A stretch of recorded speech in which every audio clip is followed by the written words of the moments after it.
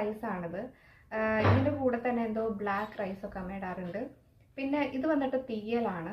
ഇത് വന്നിട്ട് കാരല മീനാണ്. ഈ ഒരു കാരല മീൻ എനിക്ക് അമ്മ ഡൊണേറ്റ് ചെയ്തതാണ്.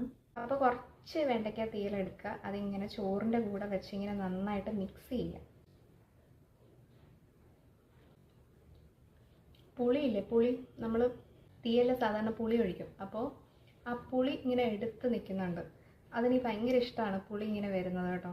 അത്യാവശ്യത്തിന് എരിയും ഉപ്പും ഒക്കെ പക്ക കറക്റ്റാണ്. നല്ല ടേസ്റ്റ് ഉണ്ട്. ചോറിൻ്റെ കൂടെ ഇങ്ങനെ കഴിക്കാനായിട്ട് നല്ല ടേസ്റ്റ് ഉണ്ട്. ഇതിന് ഒരു കുറ്റവും പറയാനൊന്നുമില്ല. തീയൽ പൊളിയായിട്ടുണ്ട്.